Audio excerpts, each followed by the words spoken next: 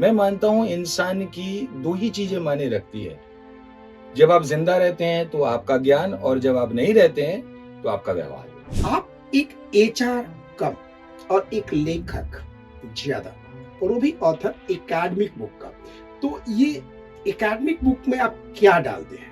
जो आपका Gen Z है, they are far more aware than us. Sir आजकल इवन आईएम्स में भी प्रोफेसर इन प्रैक्टिस करके कोर्स चलता है, जिसमें आपको डॉक्टरेट पीएचडी करने की जरूरत नहीं है, जी। सीधा वर्क एक्सपीरियंसेस भी जी। लेते हैं। जैसे दैट वहाँ पे ये जो फ्रैगमेंट ऑफ इमेजिनेशन है, उसी चीज को पढ़ाने के लिए रखा जाता है। What is that? मैंने शायद 13 साल में 30 लाख के मोबाइल फोन्स खरीदे। कभी ऐसा नहीं लगा कि आपको एक यूट्यूब चैनल खोल करके technical Guru of the car बन जाना चाहिए? और मैं मानता हूं कि गाड़ी जब आप टेस्ट ड्राइव करें, जी। हमेशा स्लो स्पीड में चलानी चाहिए। तो आप स्पीड में चलाओगे ना, वो थ्रिल मिलेगा, लेकिन गाड़ी को फील नहीं कर पाओगे। आपके फ्रेंड्स कई बता रहे थे कि आपसे पूछ के वो मोबाइल खरीदते थे कि ये खरीदूं या ना खरीदूं। Yes. ये क्या राज है? देखिए, चार्ल्स डिकेंस हाँ। एक बार कह के गए थे हाँ। कि law is an S. Labour law change हुआ है जी। इस लेबर लॉ के चेंज होने से एक बिजनेसमैन के ऊपर क्या फर्क पड़ेगा? बिजनेस हाउसेस के ऊपर क्या फर्क पड़ेगा? आज के युग में एचआर एक स्ट्रैटेजिक रोल कैसे प्ले कर सकता है? Females are often cheaper to employ and they are more productive.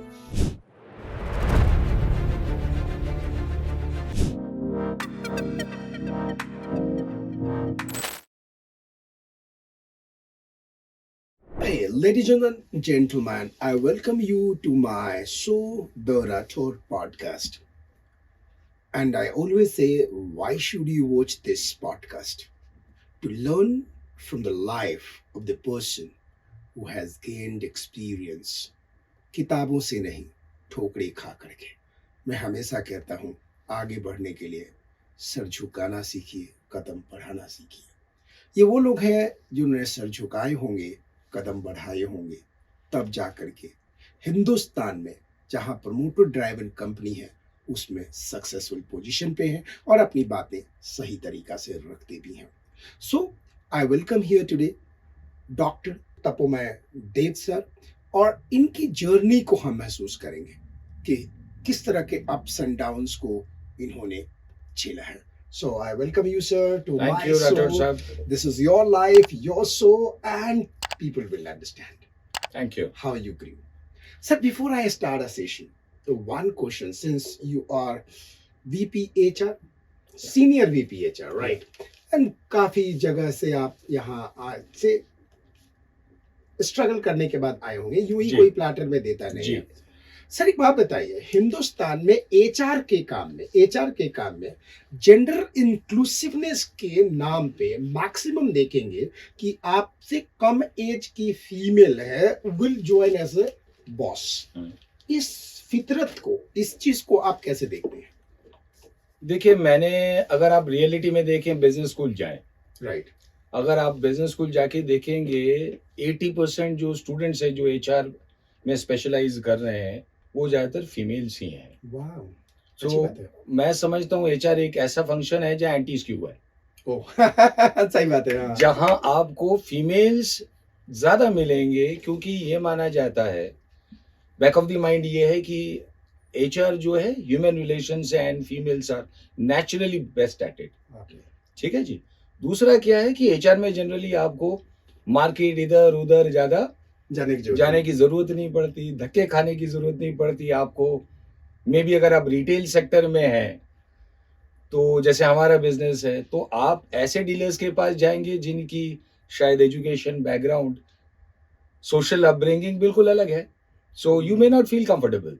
वाह, सर ये कहना चाहते हैं, sir is senior VP HR of JK Lakshmi cement. So he really, ये कंपनी की प्रति इनकी लॉयल्टी हुई कि इन्होंने तुरंत बोल दिया कि मैं इस कंपनी को रिप्रेजेंट करता हूँ। Thank you so much for you and your companies are closely associated, so you're representing your company. Sir, a very simple question I'm asking you here कि यहाँ पे मेरा क्वेश्चन कुछ और था। मेरा क्वेश्चन ये है, suppose I'm not going to ask your age because you are free. See, suppose you are 50 and you get your boss just because of the gender inclusiveness Mhm. is a 45 Yeah. and experience is much lesser. How do you accept it? Well I have all my life, मैंने सारी जिंदगी लोगों को उनकी काबिलियत के लिए accept किया है। मेरे पास ऐसे भी बॉस मेरे से रहे हैं जिनकी और मेरी एज में शायद कोई फर्क नहीं हो सकता, वो 1-2 साल मेरे से यंगर ही रहे हों। यंगर ही रहे हैं, हाँ। लेकिन मैं मानता हूँ कि जो आप मापदंड बोलिए, मानक बोलिए, मैं मानता हूँ इंसान की 2 ही चीज़ें मायने रखती है। जब आप ज़िंदा रहते हैं तो आपका ज्ञान, और जब आप नहीं रहते हैं तो आपका व्यवहार। ज्ञान एंड व्यवहार। लोग याद करते हैं कि आपने कैसे बिहेव किया। Wow, super. सर एक बात बताइए, जी, मैं पूछने वाला था एक क्वेश्चन बाद में, बट अभी ही पूछ लेता हूँ। आप एक एचआर कम और एक लेखक ज्यादा, ऑथर ज्यादा, और वो भी ऑथर एकेडमिक बुक का, तो ये एकेडमिक बुक में आप क्या डालते हैं? देखिए एकेडमिक बुक में तो सिलेबस होती है, सिलेबस होती है।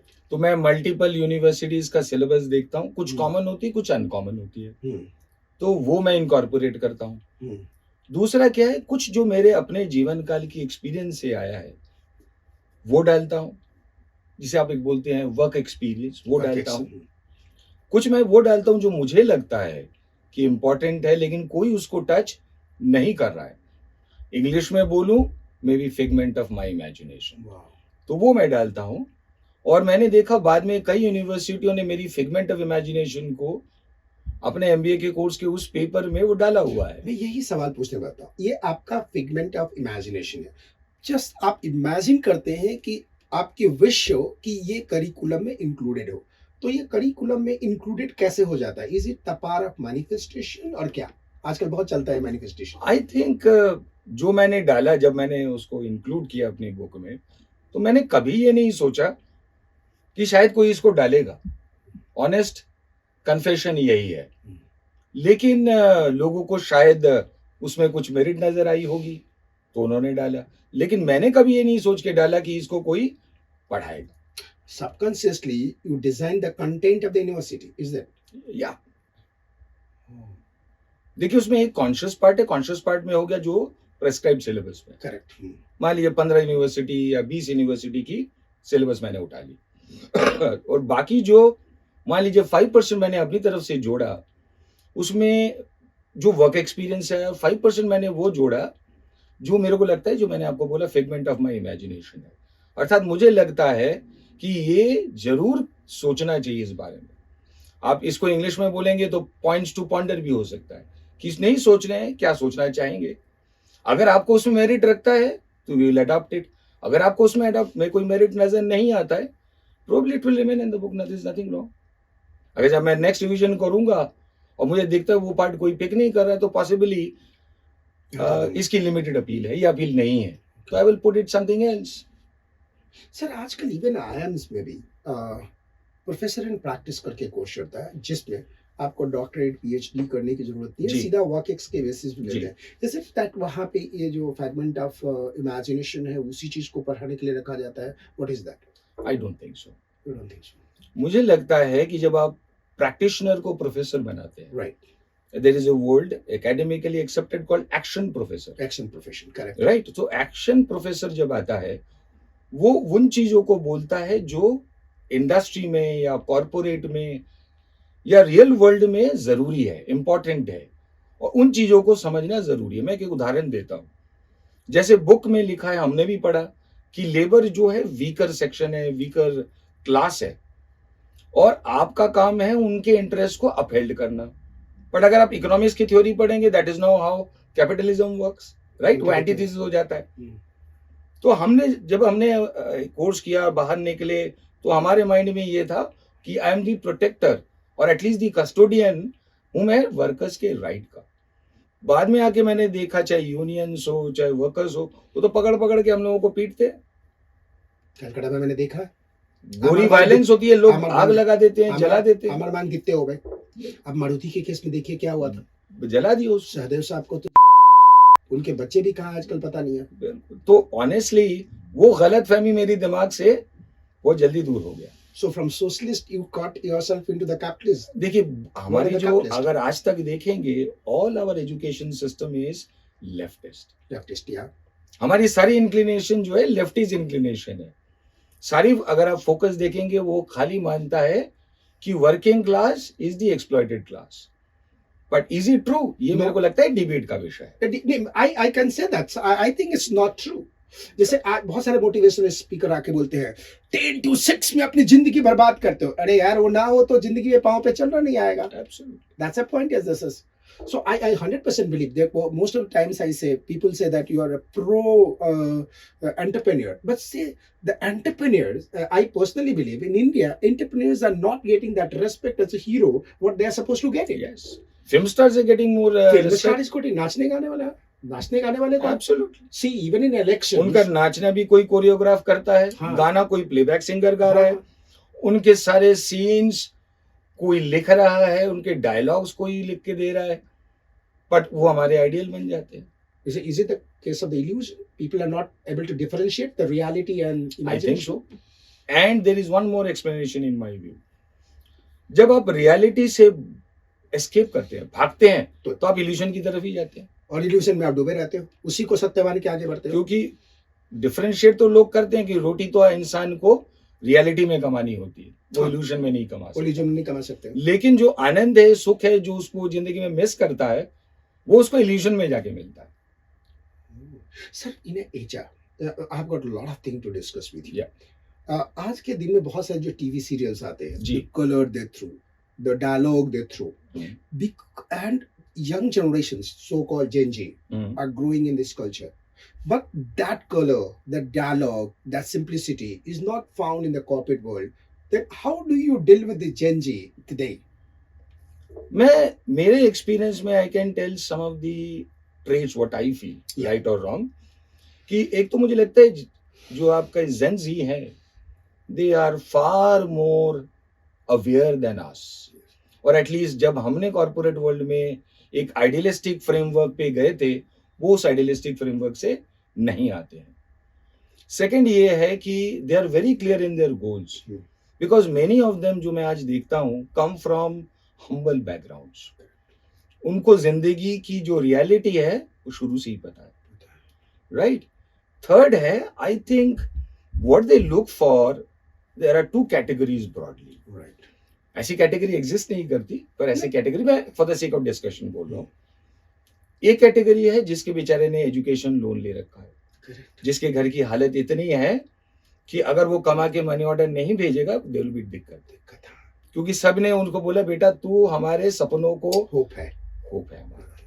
तो उसका फोकस ये होता है कि सर मेरे सैलरी क्या है, ज्वाइनिंग बोनस क्या है, मेरी रिटेंशन बोनस क्या है, वो उसका फोकस उसी में है। और उसको जब भी लगता है ये इनकम मेरी एडिक्वेट नहीं, इवन कैंपस सिलेक्शन में वो अप्लाई तभी करता है जब उसको कॉम्पेंसेशन लगता है मीट्स माय एक्सपेक्टेशन।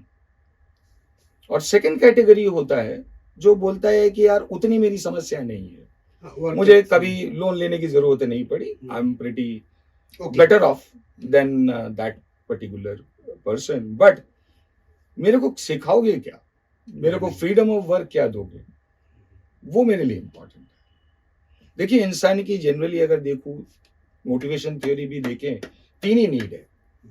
एफिलिएशन है, एक आपका रिवॉर्ड बोलिए, मनी बोलिए, है ना, और तीसरा होता है उसकी जो है पावर की। अगर मैं अपनी बात देखूं, मैंने हमेशा दो चीजों को फोकस किया है, one is power, the other is affiliation. Money मैंने कभी ध्यान दिया नहीं, और मैं कभी कभी अपने आप को बोलता भी हूँ कि मैंने लक्ष्मी जी पे ध्यान दिया नहीं, तो लक्ष्मी जी ने मुझे कभी कंसिडरेशन में रखा भी नहीं। जो मोटिवेशन थ्योरी हम पढ़ते थे पहले कि pecuniary systems and non-pecuniary systems. Pecuniary means which can be, who can be motivated through the money. आपके केस पे pecuniary system was not working, right? मैं समझता हूँ कि सर मेरे लिए तो नहीं था, because luckily मुझे जो चाहिए था वो मेरे को मेरे बाप ने दे दिया, ठीक है ना। What a rough language, बाप ने दे दिया। बाप ने दे दिया, नहीं वो ठीक है, मेरे बाप ही बोलते थे कि तू बाप के पैसे से ही ऐश करेगा। तो सेकंड ये हुआ कि my mother was very power centric, तो मुझे लगता है कि वो ट्रेड मैंने उनसे पिकअप किया।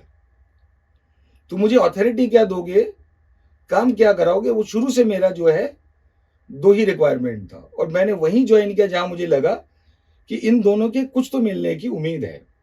Even in JK Lakshmi cement limited मेरे एक बॉस थे doctor Shri S K Vali, he was very well known in the cement industry.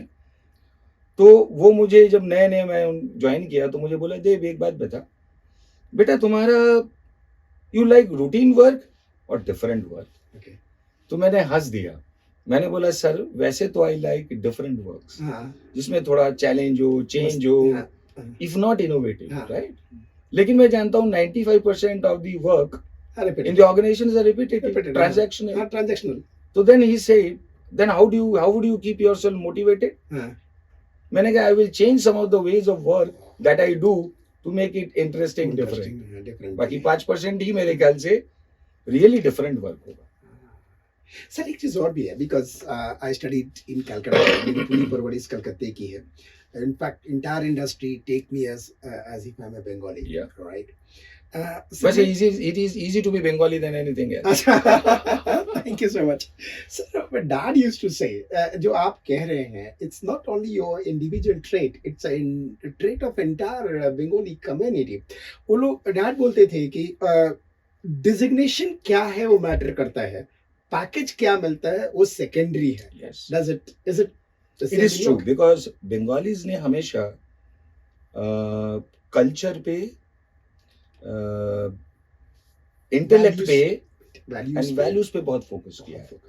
दो I am pain to see कि हम अब we are on the other side of the continent. एक जमाना था बेस्ट साइंटिस्ट, अगर आप इंडियन एयरफोर्स भी देखें, फिल्म्स देखिए, आर्ट देखिए, हर जगह some of the top people would be Bengalis. अब आपको ढूंढ के नहीं मिलेगा, I think रेन के दाग की तरह ढूंढ के नहीं मिल रहा है। No, I validate your point because my mamaji was a professor in St. Lawrence School, and college street में coffee house हुआ करता था जी, and all these big authors, what do you say there? Iconic place है यार वो सारे बैठे, हम रात को जाते थे, शाम को बैठते थे, उनके साथ बैठते थे।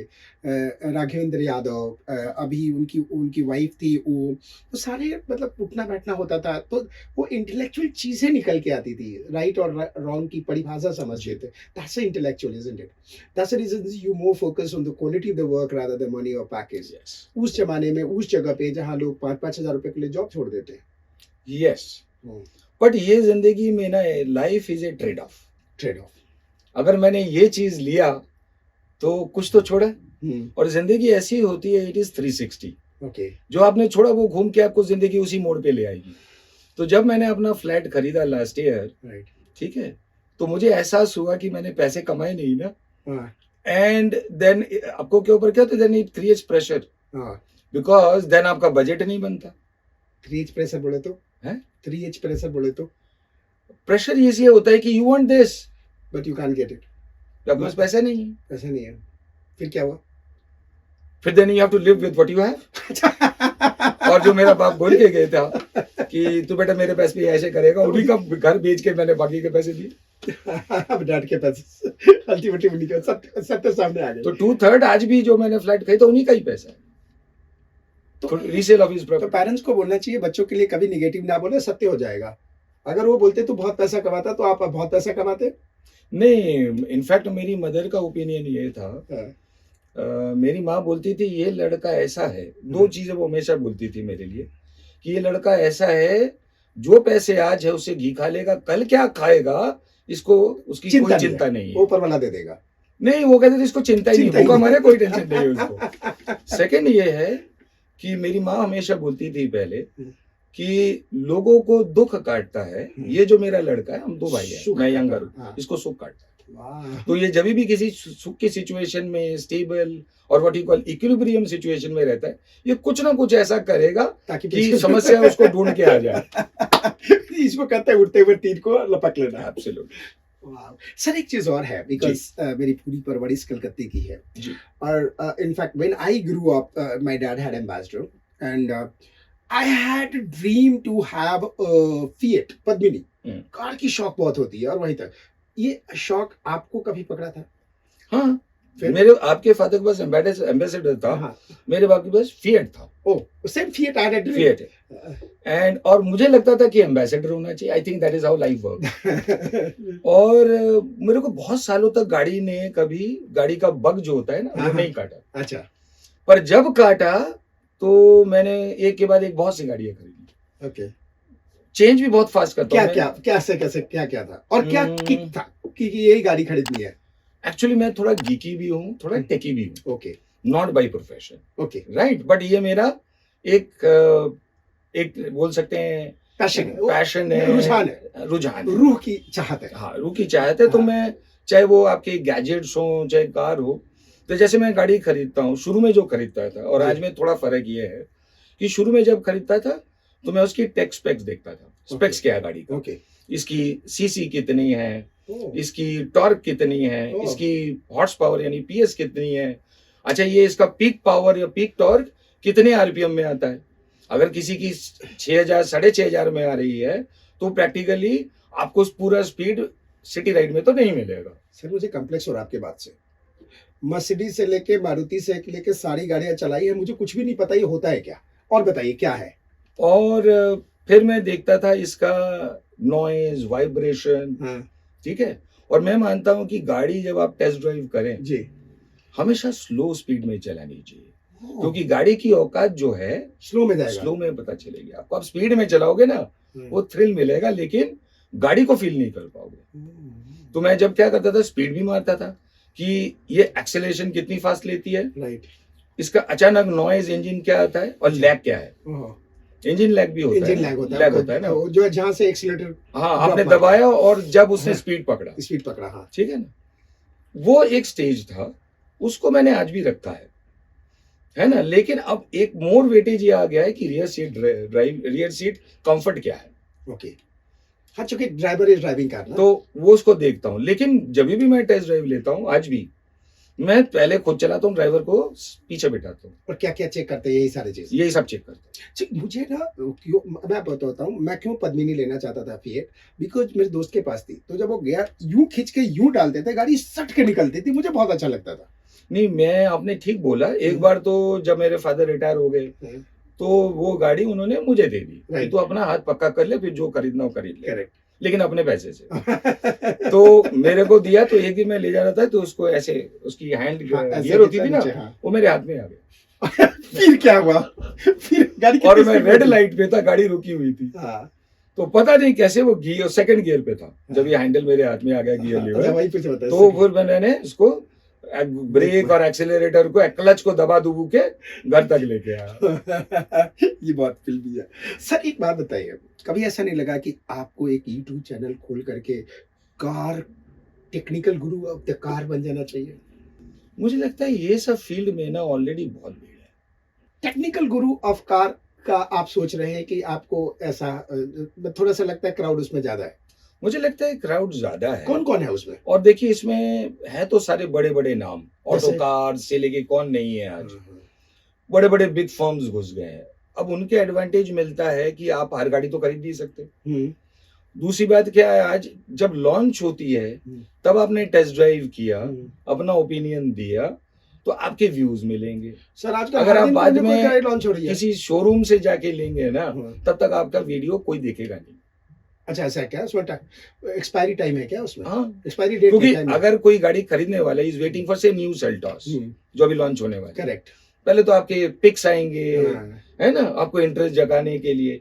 तो जब ये कंपनीज लॉन्च करेगी ना, ये जितने बड़े बड़े हैं ना ये फर्म्स, जैसे मैंने बोला ऑटो कार से लेके बहुत सारी है, इनको बुलाएंगे होटल में, इनको टेस्ट ड्राइव कराएंगे, और उनको ये बंदिश होती है कि आप इसका ओपिनियन नहीं दे सकते, फीचर्स एक्सप्लेन कर सकते हो।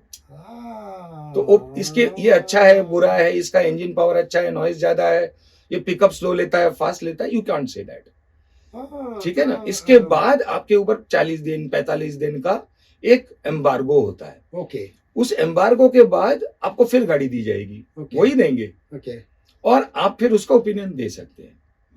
अब देखिए कई कंपनीज हैं जो मेरा अपना व्यक्तिगत मानना है, जैसे टाटा महिंद्रा है, सियरा आ रही है टाटा की फिर तो से। ये लोग क्या करते हैं, रिव्यूअर्स को साल साल 2-2 साल गाड़ियां छोड़ देते हैं। छोड़ देते हैं। इनकी फ्यूल कॉस्ट वो खुद बियर करते हैं, सर बहुत रिव्यू अच्छी नहीं बात देता। है, मैं सोचता हूँ मैं बन जाऊँ उस पढ़ के, व्हाई नॉट? कार फ्री का मिल जाएगा। और 2 साल तक आप रखिए, और ये क्या बनाते हैं, पहाड़ों पे चढ़ने का हाँ एक्सपीरियंस, हाँ लॉन्ग टर्म रिव्यू, हाँ। शॉर्ट टर्म रिव्यू, ये कर करके they want to be in the mental space of the potential customer. Customer तो मुझे कौन गाड़ी देगा? और मैंने अगर बाद में शोरूम से कोई निकालने देगा नहीं, तो मैं शोरूम में खाली शूट करके इसकी फिजिकल एट्रीब्यूट बता सकता हूँ। सर ट्राई तो कीजिए, the way you explaining is Saraswati का चीज, नहीं करते तो ज्यादती होगी। अरे ये तो I take सरस्वती your से, point. अगर हुनर ने प्रभु ने हुनर दिया है तो उस हुनर को यूज होना चाहिए ना, हुनर का यूज होना चाहिए ना। नहीं, ये बात सही। अच्छा एक चीज और भी है, ये बंगाली ट्रेट है, बिकॉज कलकत्ता में था तो हम लोग तो देखो सर बिजनेस करते थे, कॉमर्स के चीजें करते थे। 90% बंगाली फैमिली जो हमारे दोस्त थे, वो बच्चा पैदा होता था तो या तो डॉक्टर बनेगा या इंजीनियर बनेगा, यस और सरस्वती की पूजा हर घर में होती थी, जी, राइट। तो हम लोग धंधे के बारे में सोचते थे, बिजनेस के बारे में Correct. सोचते थे, बिकॉज दिमाग ऐसा ही था। तो जो आप लोग इंजीनियर बनते थे तो कई बार क्या होता था कि घर की जो चीजें तो उसी को तोड़ देते थे, खिलौना को तोड़ देते थे, चीजों को तोड़ देते थे। कभी ऐसा हुआ, कई जो बहुत ज्यादा इंक्यूजिटिव बच्चे होते तो मोबाइल को तोड़ते, कभी ऐसा हुआ कि आपका ये गैजेट क्लब में कन्वर्ट हुआ, मोबाइल को टच करना, उसके बारे में कार की तरह शिफ्ट हुआ, चेंज हुआ? देखिए जो आप बोल रहे हैं ना, गैजेट्स घर के तोड़ते थे, हाँ वो मेरे ब्रदर ने किया हुआ है। अच्छा ही broke my parents marriage radio Philips का, उसे आ डिसअसेंबल कर दिया and I could not reassemble. ये सब फिर क्या हुआ? फिर वो टेक्नीशियन के पास गया रिपेयर होने के लिए, और मेरा बाप बहुत नाराज हो गया उसके ऊपर, उस समय क्योंकि वो वाल बेस था। हाँ और बाद में क्या, उसके टेक्नीशियंस जो है ना, हाँ पार्ट तो मिलते ही नहीं थे, हाँ पर टेक्नीशियंस भी नहीं मिलते थे। वो ट्रांजिस्टर बेस्ड रेडियोज में शिफ्ट हो गया ना। Oh, sir, you are taking me to that time zone. Philips and Murphy. Yes. Murphy की भी वो आती थी, रेडियो आती थी। DDT। ओह, फिर बोलिए बोलिए, कैरी ऑन। फिर तो वो तो इंजीनियर भी बना, फिर he did BTech, electrical engineering, MTech, PhD। But मैं I think I was into what is I can today call destructive engineering। Okay और वो destructive engineering ये है कि मैंने अपने भाई के सारे, टूटे हुए चीज को ठीक नहीं नहीं, उसके सारे जो इम्पोर्टेड खिलौने भी थे, है। वो सब मैंने हथौड़ा मार मार के तोड़ा है। He was younger to you, elder to He you? is elder to me by 7.5 years। अच्छा तो मैंने वो भाई की सारी चीजें हथौड़ा मार मार के, तोड़ा। मेरे फादर के पास पूरा टूल बॉक्स था, ओके प्लायर से लेके, रेंज से लेके, हथौड़ा से लेके, वो ट्रेडिशन मैंने भी कैरी किया। मेरे पास पूरा भर के है सूटकेस 24 इंच। ऐसा कॉमन इन बंगाली फैमिली, तो मैंने वो तोड़ा है, वेरी सिस्टमैटिक। बिकॉज मैं तोड़ के ये देखना चाहता था इसके अंदर है क्या। Ladies and gentlemen, for this inquisitiveness, let me add one point. कि वो कलकत्ता में हम लोग देखते थे कि जो हमारे बंगाली दोस्त होते थे, जब वो बाहर निकलते थे, जो अगर बंगाली फैमिली होती थी, जब वो बाहर जाते थे तो चाहे बरसात हो या गर्मी हो कोई फर्क नहीं पड़ता, छाता जरूर लेके जाते थे एंड वाटर के बॉटल जरूर लेके जाया Yes. करते थे। Anyway, this is just out of inquisitiveness यार। आप कंटिन्यू कीजिए, क्या आप बोल रहे थे? तो वो मैं जानना चाहता था उसके अंदर क्या है। हाँ मैंने इलेक्ट्रिकल के साथ भी किया कि अगर एक टॉर्च के बल्ब को 2 वायर लगा के अगर मैं 2 पिन सॉकेट में डाल दूं और स्विच ऑन कर दूं तो क्या होगा। ब्लास्ट होगा। तो पहला तो मेरे मरते मरते बचा, शॉक लगा मुझे। छोड़िए। दूसरा ये हुआ कि घर का फ्यूज उड़ गया, और पहले होते थे पोर्सिलेन जिसके अंदर वायर लगती थी, एमसीबी का जमाना तो था नहीं नहीं। था, नहीं था। तो मेरे मदर ने बोला मेरे फादर को, पता नहीं क्या हुआ है, इस कमरे की तो लाइट ही नहीं जल रही है। तो उन्होंने बोला अच्छा पता नहीं कैसे फ्यूज उड़ गया, वायर लगा दिया, किसी को पता नहीं, वो इंजीनियरिंग, डिस्ट्रक्टिव इंजीनियरिंग मैंने की थी। फिर क्या हुआ? किसी को पता ही नहीं, नहीं तो पिटाई पक्की थी। हाँ, वो तो नेचुरली, हाँ, वो प्लेट टूटने के बाद देखते नहीं थे कि प्लेट कहाँ हाँ, से तो वो टूटा। तो चुपचाप निकल गया। हाँ, और मैंने कुछ खिलौने भी बनाए। ओके मैंने एक बार बनाया था पाउडर की जो पहले तो 10 के होते थे ना, हाँ उसको माँ के स्टिचिंग वाली जो कैंची होती है हाँ उससे काट के मैंने एग्जैक्ट रेप्लिका ऑफ बजाज का 3 व्हीलर बनाया था, विथ व्हील, विथ हैंडल, सब कुछ। छोटा वाला। इतना बड़ा था। अच्छा, हाँ, अच्छा। इतना बड़ा था। ओके फिर उसके ऊपर मैंने लाके वो ग्लेज पेपर्स चिपकाए, और वैसा ही येलो एंड ब्लैक का हाँ। वो किया था।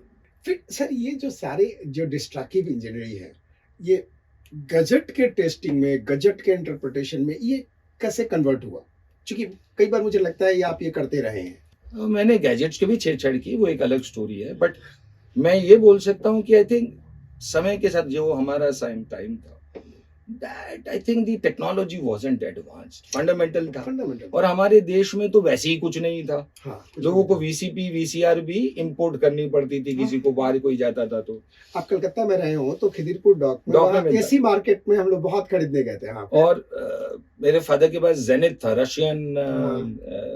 DSLR camera, camera. वो खिदिरपुर डॉक से ही था, हाँ, डॉक से। हाँ, वहीं से था। लेकिन आई थिंक जो टेक्नोलॉजी में एवोल्यूशन आया, और पर्टिकुलरली आई थिंक 1991 के बाद रिबलाइजेशन जो हुआ। हमारे देश के दरवाजे लिबरलाइजेशन खुले, लिबरलाइजेशन हुआ। ऑल्दो अनफॉर्चुनेटली वो टेक्नोलॉजी नहीं आई जो आने चाहिए थे।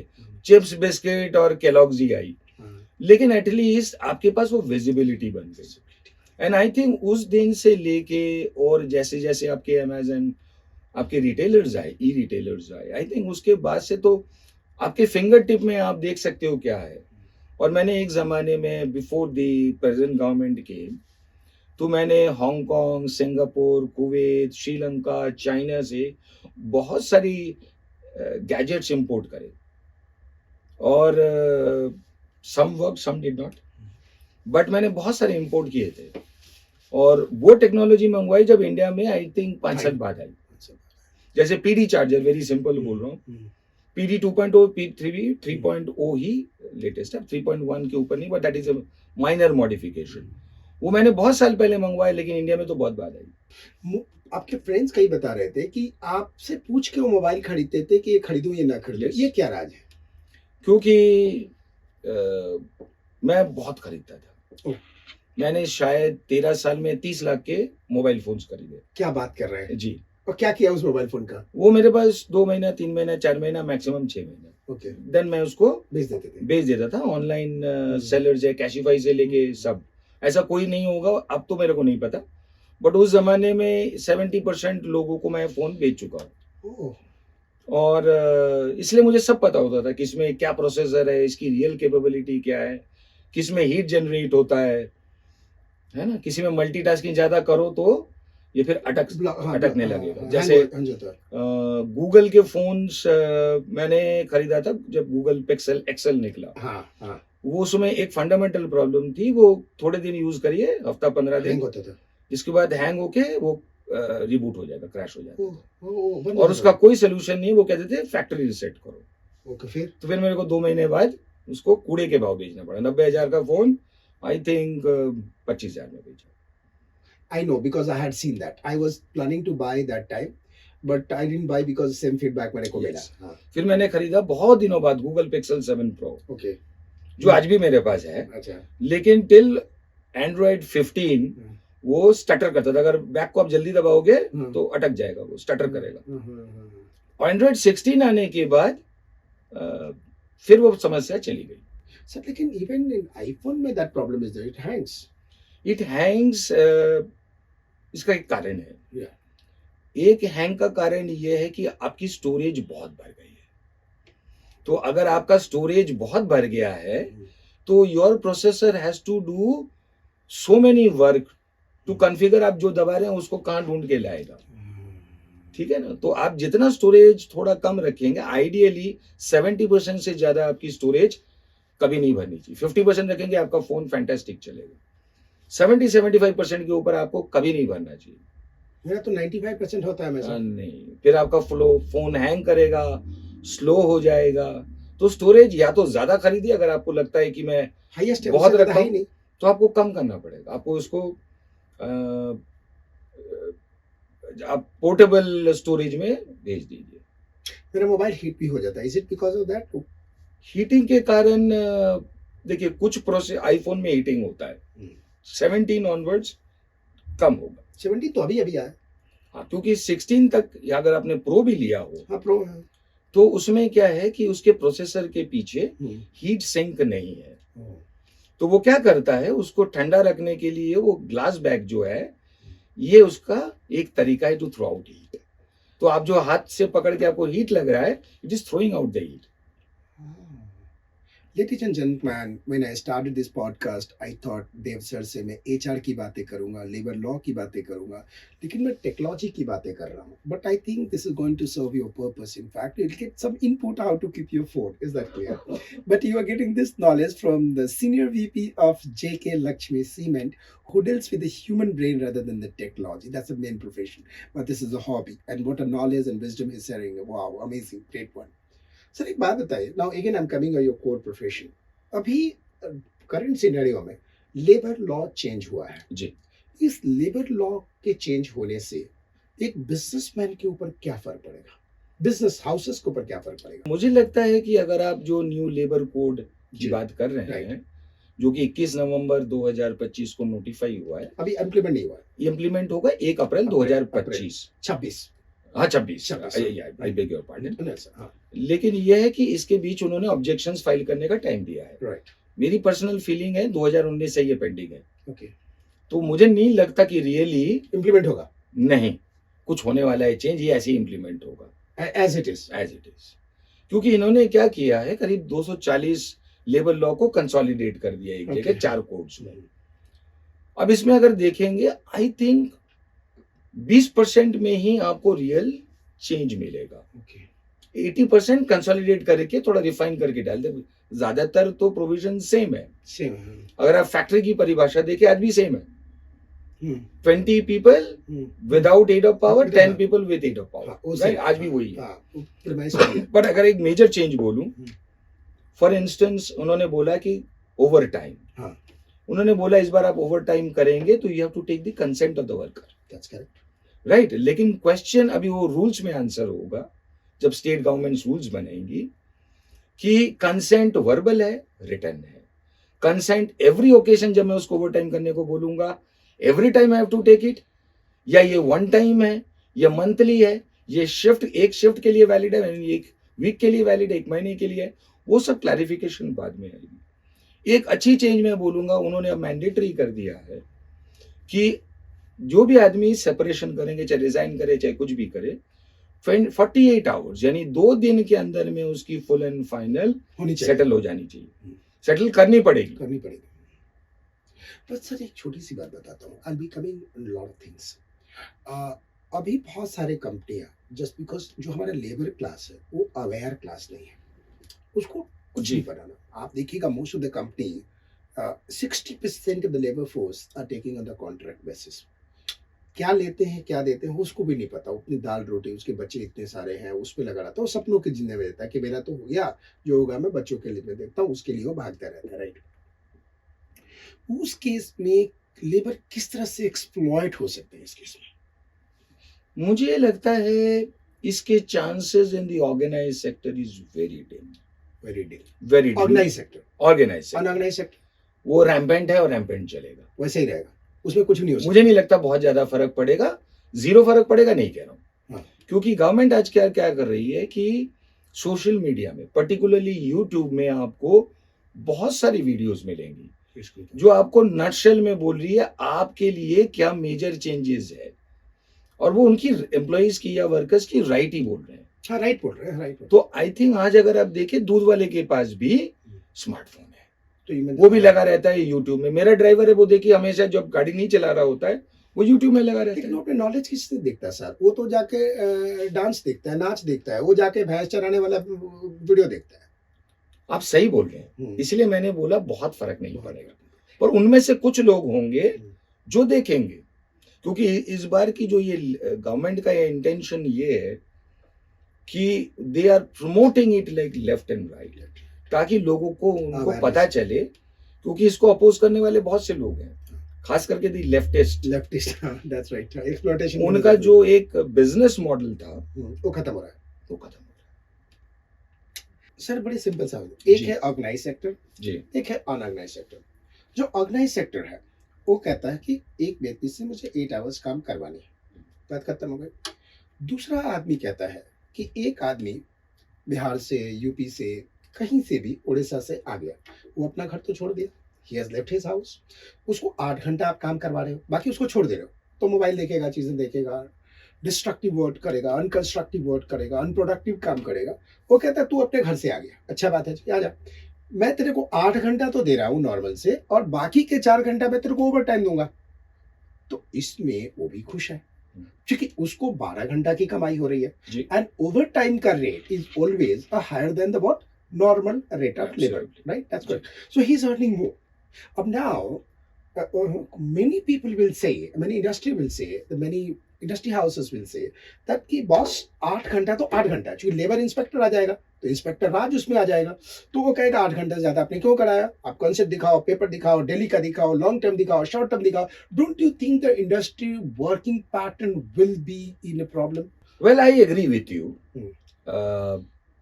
It's a very valid observation. या देखिए, अगर आप कंसेंट बार बार मांगेंगे, आई थिंक जो आप बोल रहे हैं हाँ, उसमें क्या होगा, लेबर का इफेक्टिव इनकम कम हो जाएगी, कम हो जाएगा. और वो यहाँ कमाने आता है, वो कोई सोने आराम करने तो नहीं आता नहीं है. है. That's a point. उसको अपना भी खर्चा निकालना है और घर भी पैसे भेजने हैं. पैसा वो देना है. 12 घंटे से ही निकलेगा, 12 घंटे से निकलेगा. वो तो 8 घंटे से निकलेगा नहीं. सेकंड ये है कि अगर आप एडिशनल लेबर रखते हो तो कॉस्ट आपका तो आपका कॉस्ट बढ़ जाएगा, और वो कॉस्ट अल्टीमेटली इंडस्ट्री तो ऑब्जर्व करेगी नहीं, नहीं करेगी, वो कंज्यूमर कंज्यूमर करेगा. लोगों को ये समझना है कि कोई भी, चाहे रॉ मटेरियल का कॉस्ट बढ़े, टेक्नोलॉजी का कॉस्ट है या लेबर का कॉस्ट हो, वो तो कंज्यूमर ही देगा, अल्टीमेटली गोस टू कंज्यूमर ही देगा.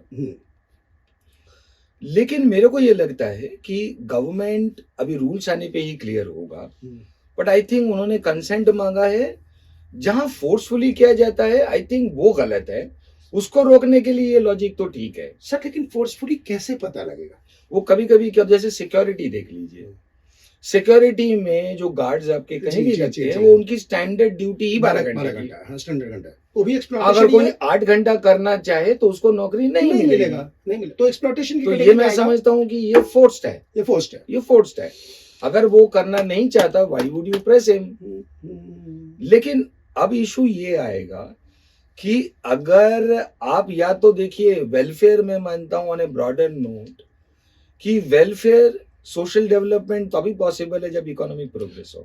उसके बिना नहीं हो सकता. नहीं हो सकता. आप इकोनॉमिक काट के सोसाइटी को डेवलप नहीं कर और सकते. अगर आप ये चाहते हो कि India should get the highest FDIs, हाँ. जो अटेम्प्ट चल रहा है, करेक्ट, तो अगर आप इसमें अगर आप कॉम्प्लिकेटेड रूल्स बनाओगे तो नहीं आएंगे. तो आपने जामा नया पहना दिया, वो पुराने लेफ्टिस्ट प्रोटेक्शनिस्ट लॉज को. हाँ, दैट्स राइट.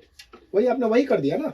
अभी आप देखिए, चाइना से मोस्ट ऑफ द इंडस्ट्री जो शिफ्ट हुई, वो इंडिया नहीं आई, वो थाईलैंड गई, वो वियतनाम गई. क्यों गई? क्योंकि उनके जो लेबर लॉ है वो सिंप्लीफाइड है. देखिए, मेरा पीएचडी का जो थीसिस का टॉपिक था, Yeah.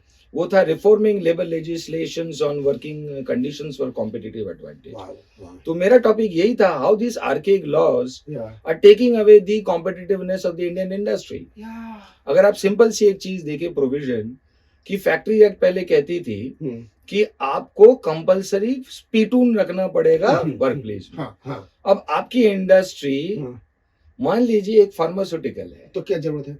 आप रख ही नहीं सकते. ना चाहते हैं. आपको ड्रग लाइसेंस नहीं मिलेगा, लाइसेंस नहीं मिलेगा. हाँ. क्योंकि कंटामिनेशन का इशू Contamination आएगा, का issue क्योंकि आएगा. वो तो प्रोटेक्टिव क्लोथिंग पर के कवर्ड होके जाते हैं. हम्म. तो आपने जो लॉ बनाया, you have to see whether it is point blank नहीं हो सकता. यू वांट एवरी इंडस्ट्री तो कम. अगर मान लीजिए अगर आप चिप बना रहे हैं, तो चिप बना रहे हैं ना, बना रहे हैं. Can you keep spittoons inside? You can't. ना, you can't. तो क्वेश्चन है कि लॉज उस जमाने में बने जब फाउंड्री टाइप की, स्टील टाइप की, मैकेनिकल थी, राइट? लेकिन जो समय के साथ आपकी चीजें बदल गई, वो लॉ किसी ने नहीं बदला. लेकिन लकीली अभी जो है वो स्पीटून वगैरह नहीं है कोड में. एटलीस्ट वो बुद्धिमानी तो गवर्नमेंट ने की है, इरिवेलेंट सेक्शंस को हटा दिया. सर एक छोटी सी बात करता हूँ जी इसी में लेबर लॉ रिफॉर्म की ही बात में जी. आया. अभी आपने इंडिगो का केस देखा, जी वर्ज ऑफ कोलैप्स. बहुत लोगों को दिक्कत हुई, लाख लाख रुपए का टिकट जा रहा था. मेरा दोस्त का बेटा अहमदाबाद गया था फोटोशूट के लिए, एंड उसको कलकत्ता जाना था वापस. He is in Calcutta only. Ticket रात को 11 बजे फोन आया, तो वीआईपी से मेरा रेलवे का टिकट करा दे, कुछ ऐसा कर दे, बिकॉज माई फ्रेंड्स नो कि मैं बहुत पावरफुल आदमी हूँ. तो सच्चाई आपको भी पता है सर क्या है power. This situation occur because aviation ministry ने इसी लेबर आवर के फोर्स को जी इंट्रोड्यूस किया और उसको कंपल्सरली इंट्रोड्यूस कर दिया. जी. कि आप इतने आवर के बाद आपका पायलट बैठेगा एयरपोर्ट पे लेकिन फ्लाइट नहीं चलाएगा, जी नतीजा क्या हुआ? हु विल टेक गारंटी कि इंडस्ट्री ऐसे कोलैप्स नहीं होगा? मैं फिर इंडिगो में एक कमेंट्री करता हूँ, right, then I will go to the industry. चलेगा। योर क्वेश्चन चलेगा। देखिए, आप कभी भी अगर ये फ्रैंकेस्टाइन बोलते हैं, right, IndiGo is your own Frankenstein. आपने खुद एक कंपनी को इतना बड़ा मार्केट किया, साइज कर दिया। 85% of the market share is with them, I think 66, सो जो भी हो तो मैनिपुलेटिव है। मैनिपुलेटिव। हाँ, आप देखिए, जितने भी इनके प्राइम स्लॉट्स हैं, रूट्स एंड प्राइम स्लॉट्स, आप सुबह की जो ज्यादातर बिजनेस ट्रैवलर हम लोग जाते हैं, वो सारी इंडिगो सारी इंडिगो है। आपको एयर इंडिया हो या बाकी, वो सब बेकार वाले टाइमों में मिलेंगे, जो कैजुअल ट्रैवलर्स के लिए। करेक्ट। और आपकी मैक्सिमम जो कस्टमर आते हैं वो कॉर्पोरेट ट्रैवलर होते हैं, जो सुबह वाली 7, 6:55 वाली 6:55, 7, 8, 8:30 इसी में जाती है, इसी के अंदर जाती है। वो तो सारे अपने इंडिगो के लूट कर रखा है। तो जब आप एक मोनोपोलिस्टिक मोनोलिथिक ऑर्गेनाइजेशन क्रिएट करते हैं, you have to face the consequences. और मैं गवर्नमेंट की ये समझता हूँ कि उनको ये सोचना चाहिए था कि do you have the power to impose, और if they don't comply, what is the contingency plan you have in, what do you have? उन्होंने नहीं किया। और उन्होंने, इंडिगो ने तो ये दिखा दिया they are more powerful than the government. That's what मैं वही बता रहा हूँ। अब आप ठीक है, उसकी 5 इसके बाद 10% आप उसकी रूट काट रहे हैं, अब उसको और लोगों को लाएंगे, पर ये सोच तो आपके पास पहले ही होनी चाहिए थी। ये तो सिर्फ होने के बाद, even in industry we always go precautionary measurement and work on that. तो प्रिकॉशनरी मेजरमेंट तो आपको पहले लेना पड़ेगा। मुझे लगता है इन्होंने, हम शायद इंडिया में ना, हम इंडियंस की एक आदत है, वी आर फैटलिस्टिक। हम मान के चलते हैं ईश्वर जो करेगा वो सही करेगा, वो अच्छा ही करेगा, तो इसलिए हम कोई तरह तैयारी किसी चीज की करते ही नहीं है।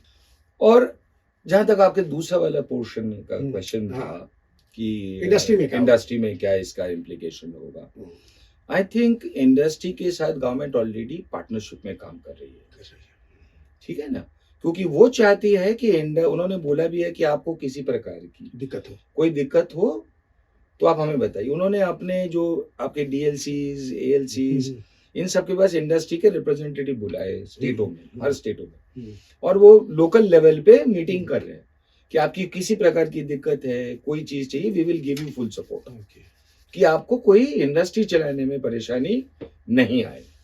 You mean the licence raj will not come back? I don't think so. आज के एक्स बोल लीजिए, पहले तो ट्विटर था, आज सोशल मीडिया के जमाने में लाइसेंस राज चलाना जरा मुश्किल है, पर कंप्लीटली पॉसिबल नहीं है, नहीं आज भी चलता है, लेकिन उस तरह से नहीं जो पहले आके बोलते थे बंद तो बंद, तो आज मुश्किल है। सर जीएसटी वाले आके उठा ले जाते हैं। जीएसटी तो देखिए उनके पास क्या पावर है कि वो तो इसको सीधा चोरी मान के कर देते हैं ना, कि you have not paid GST, पर उसमें भी करप्शन दिखता है। हाँ है। इस पॉलिसी से कॉन्ट्रैक्ट लेबर कितना ज्यादा इन्फ्लुएंस्ड होंगे? ब्रॉडली अगर मैं देखूं, आई थिंक उनकी, चूंकि गवर्नमेंट ने ऑल्दो पहले भी स्टेप लिया था कि उन्होंने बोला कैश पेमेंट आप किसी को नहीं करें, बट वाउचर पे कर सकते हैं, तो उनको नहीं वाउचर ही बनते थे वो तो। मैं आपको 5,000 लिख दूं और दूं आपको 3,000, ठीक है ना, तो अब बैंक ट्रांसफर्स होते हैं, ठीक है ना, तो आपके अकाउंट खोला जाएगा, आपके अकाउंट में जैसे गवर्नमेंट ने जनधन अकाउंट बनाया सीधा क्या, ताकि बेनिफिशियरी का अमाउंट जो एक्चुअल गवर्नमेंट ने भेजा वो तो प्रूव हो जाएगा ना, उतना ही गया कि नहीं गया। तो आज आप देखें, आई थिंक इनको कई एडवांटेजेस है। एक तो इनकी जो उन्होंने फ्लोर वेजेस कहा है, कि सेंट्रल गवर्नमेंट विल डिसाइड और स्टेट उसके नीचे नहीं रख सकता। Personally I may be right और रॉन्ग, माई एंटिसिपेशन इज कि मिनिमम वेज जो आज है आप जानते हैं 5 to 10% बढ़ेगा। किसी जगह कम होगा, किसी स्टेट में, किसी में बढ़ेगा। जैसे राजस्थान में मुझे लगता है कम बढ़ेगा, क्योंकि पीछे उन्होंने बहुत बढ़ाया है ना, लेकिन ओवरऑल जो इंडिया का मैं अगर एक एवरेज लूंगा वो 5 to 10% होगा। माई मन की हंच है कि 7%, 7.5% इंक्रीज होगा।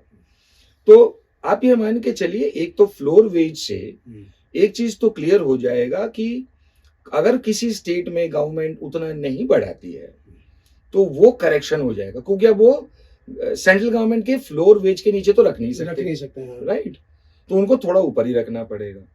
नाउ सेकंड ये है कि एक तो इससे बेनिफिशियरी सबसे बड़ा कॉन्ट्रैक्ट लेबर ही है, राइट क्योंकि 70-80% एस्टेब्लिशमेंट में तो कॉन्ट्रैक्ट लेबर ही है। Government itself is the biggest employer of contract contract labour. हाँ सेकंड क्या है, एक तो मैंने बोली था कि जो बैंक ट्रांसफर हो गए तो वो मैनिपुलेशन बंद हो गया। तीसरा ये हो गया कि इनको जो कंसेंट ओवर टाइम दे रहे हैं तो they are giving them right, भैया नहीं करना है तो मत करो। मत करो, आपकी तबीयत ठीक नहीं है या आप जिंदगी के ऐसे पड़ाव में हो आपको जरूरत नहीं है। जैसे आपके बच्चे खड़े हो गए, पढ़ लिख गए, तो ठीक है मैं स्किल्ड वर्कर हूं, मैं एक लेवल तक भैया इससे ज्यादा मेरे को नहीं करना है। तो आई थिंक एक ये प्रोटेक्शन मिलेगा। चौथी चीज मुझे लगता है, अब उन्होंने बोला है कि आपके पास जो है कॉन्ट्रैक्टर लाइसेंस लेते हैं और रजिस्ट्रेशन सर्टिफिकेट एज एम्प्लॉय लेते हैं, तो उन्होंने आपको ऑप्शन दिया है कि या तो 5 साल के लिए नेशनल लेवल पे ले लो अगर आपका मल्टी स्टेट ऑपरेशन है, या आप स्टेट से ले लो लोकली 12 महीने का। तो मेरा ये मानना है कि जब आप 12 महीने नेशनल लेते हैं 5 साल का, जो कि एक अट्रैक्टिव प्रोपोजिशन है, पर मुझे लगता है उसी में ट्विस्ट है। उसी में ट्विस्ट ये है कि जब आपकी एक ही कॉन्ट्रैक्टर मल्टीपल स्टेट में सेम नेचर ऑफ वर्क के लिए एम्प्लॉय होगी तो गवर्नमेंट के पास बैठे बिठाए बिना इंटीग्रेशन का डेटा आ जाएगा उस रजिस्ट्रेशन का। वरना देखिए लिंकेज करने में भी गवर्नमेंट को, बैंक की लिंकेज में भी देखिए सीबीएस आने में बहुत साल लग गए।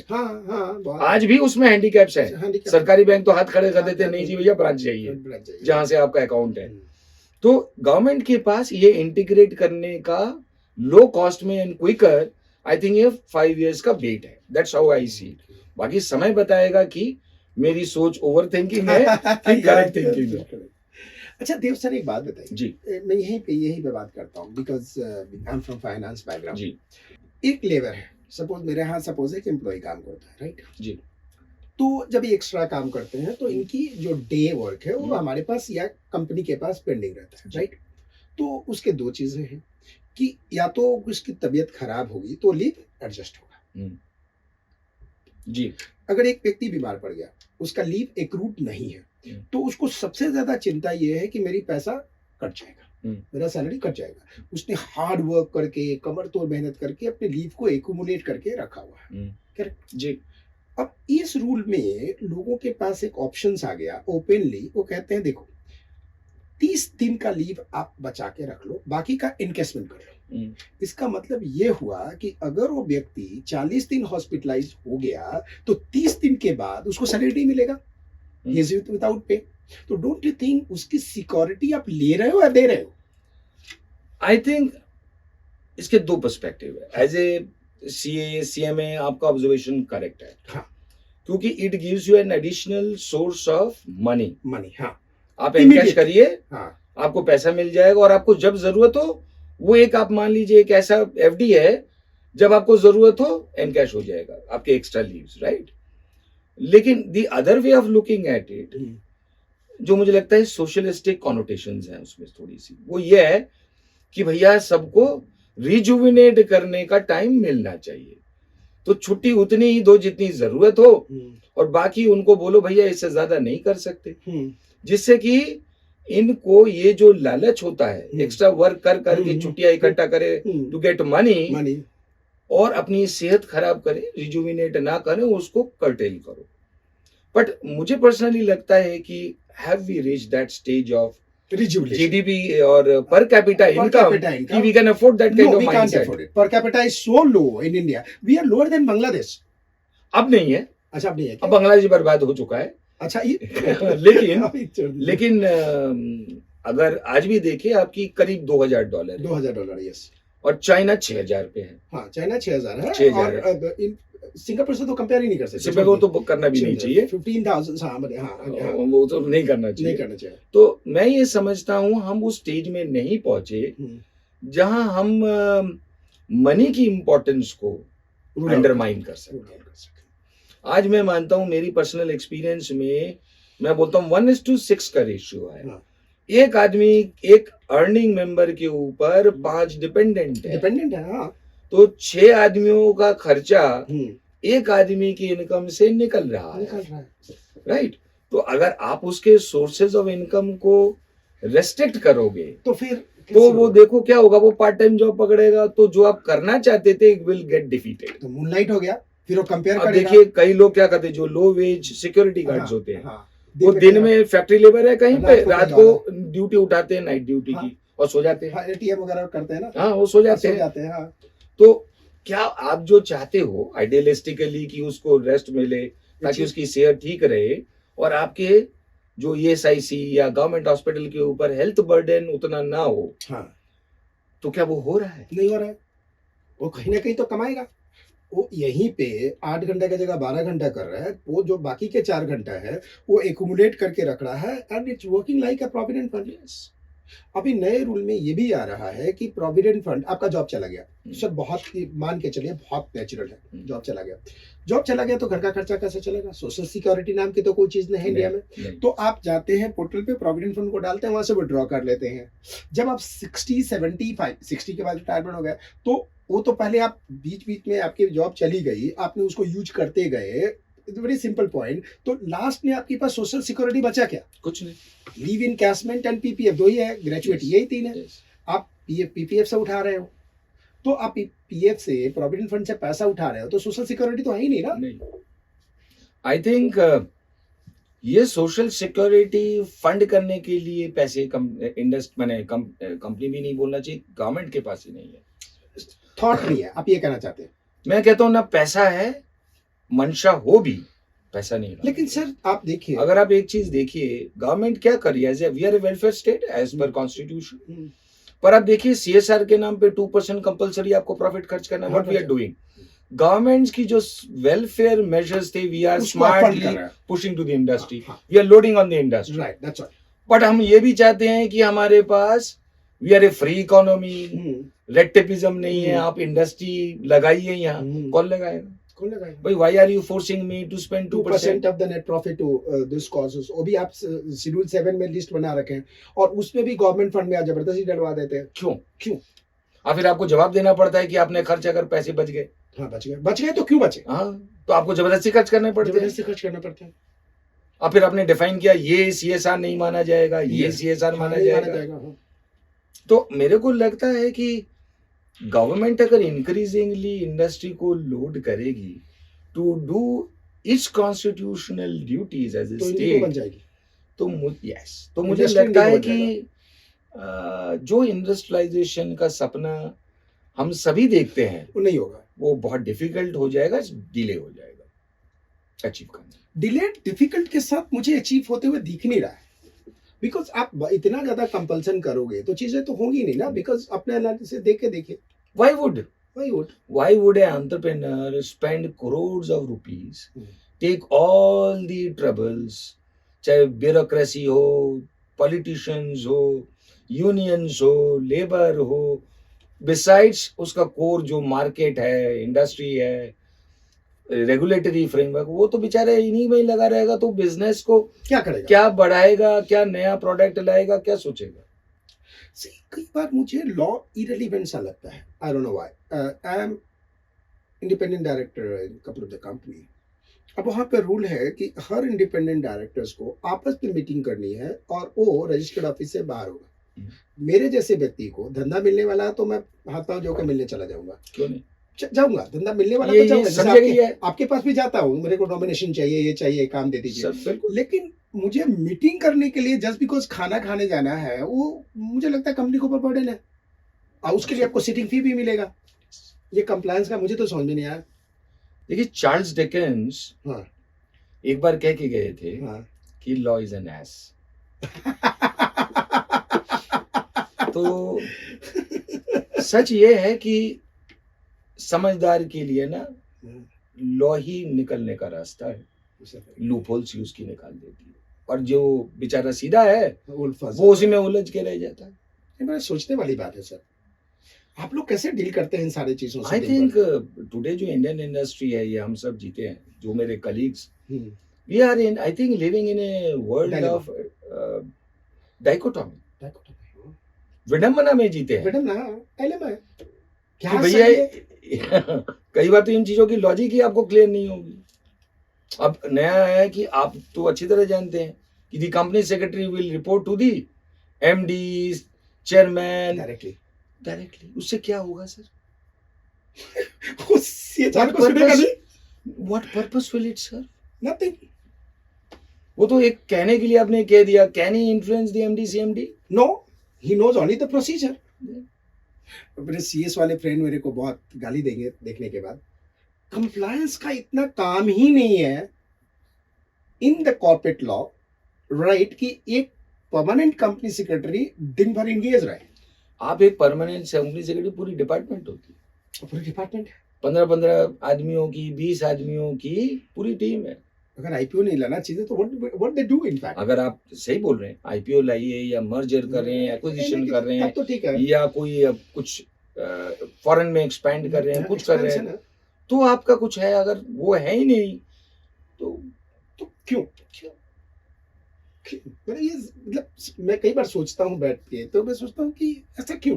फिर मैं सोचता हूँ छोड़ राठौड़, तेरा काम सिर्फ ट्रेनिंग करना है, तू छोड़ ये सब दिमाग मत नहीं। लगा, जब भी आए आप चार्ल्स डिकेंस को सोचिए। Charles Dickens, Lois Ash, very simple. Yes, amazing power. Sir, now coming to your core point, in fact, बताइए आज के युग में एचआर एक स्ट्रैटेजिक रोल कैसे प्ले कर सकता है?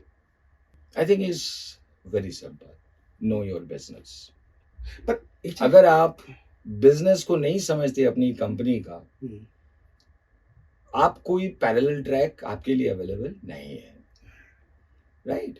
अगर आप पैरेलल ट्रैक में आज भी हैं तो आप वेलफेयर ऑफिसर बन सकते हैं, राइट? चाय पानी मट्टी का इंतजाम कर सकते हैं, पर आपको कोई इंपॉर्टेंट चीजों में ना कोई पूछेगा, ना आपकी इन्वॉल्वमेंट होगी। आप रिक्रूटमेंट करोगे, यही सब करोगे।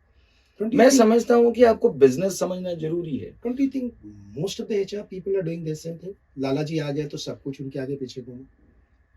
यस, क्योंकि देखिए, मुझे किसी ने कहा था, मेरे एक बॉस थे, उन्होंने कहा, देव, जिंदगी में आपकी कॉम्पिटेंस आपको यहां तक ले जाएगी, सिर्फ कॉम्पिटेंस। अगर आप साम दाम दंड भेद करते हैं तो आपको यहां ले जाएगी, अगर आप दोनों को मिलाते हैं तो यहां ले जाएगी।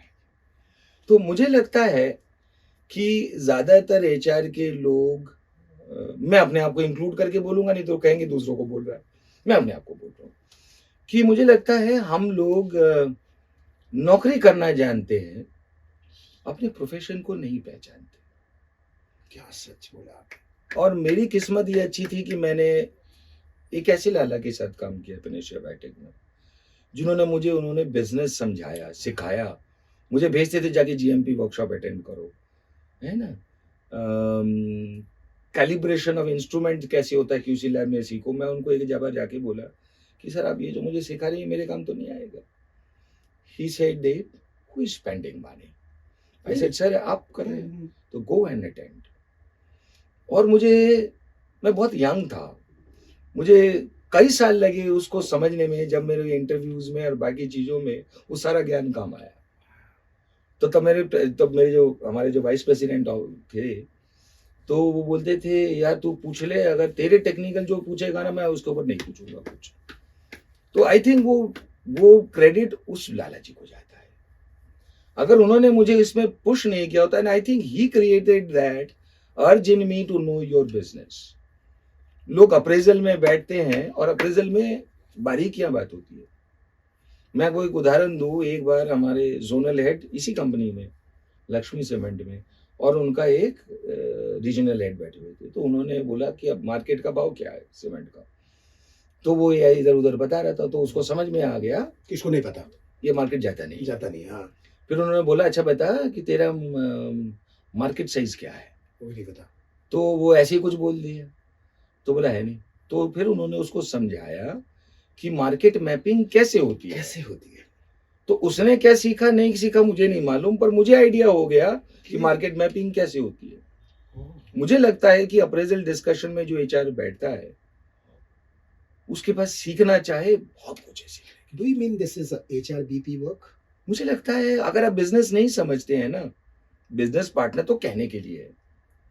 आप पार्टनर तब बनेंगे जब आप पार्टनरिंग करने लायक है। बट आपके बॉस ने जो बायोटेक आपने, हाँ, पेनेशिया, उन्होंने आपको शुरू से ही, बचपन से ही बिजनेस पार्टनर के रोल में डाल दिया कि कैसे डालते हैं? उन्होंने मुझे एक, उनका माइंड क्लियर था, you are going to recruit people, train people, develop people, तो तुमको ये समझना चाहिए बिजनेस किस चीज के बारे में और इसकी रिक्वायरमेंट क्या है। अगर वो नहीं समझ जानते हो, तुम पूछोगे सारे सवाल रेलिवेंट, पर वो मेरे मतलब की नहीं है, Not specific to the industry. Specific to the industry and specific to my company. तो आपको कल्चर भी समझना है और आपको बिजनेस भी देव सर, यहाँ पे एक क्वेश्चन आता है, जी। Because as a strategic adviser, as a trainer, motivational speaker, I meet so many people. जी। फाइनेंस तो मेरा नाम के रह गया है, मोस्टली आप ही लोगों के साथ उठता बैठता हूँ। बहुत जगह जब ये लोग कहते हैं कि मुझे अपने इंडस्ट्री से सीएचआरओ निकालना है, इंडस्ट्री से लेके आना है, तो कई सीएचआरओ कहते हैं कि एचआर तो एचआर, इंडस्ट्री का लेके क्या करोगे? How you find the difference in this, और क्या होना चाहिए? देखिए, मेरे को लगता है आपका सीएचआरओ आपके कहीं ना कहीं लाइन मैनेजर से आने चाहिए, है ना? बिल्कुल, आई सपोर्ट दिस। आपके लाइन मैनेजर से आना चाहिए, क्योंकि पर उसको- ये नहीं कि वो कहीं चला नहीं तो इसको एचआर में भेज दो। ज्यादातर केसेस मैंने देखा लाइन मैनेजर से निकले पर वो जो निकाले गए, निकाले गए। यस, तो वो नहीं होना चाहिए। जिसमें वो फ्लेयर है और जो बिजनेस की कोर प्रोसेस को समझता है, I think is going to be your best HR. So you are suggesting that आपके इंडस्ट्री से ही होना चाहिए। Right.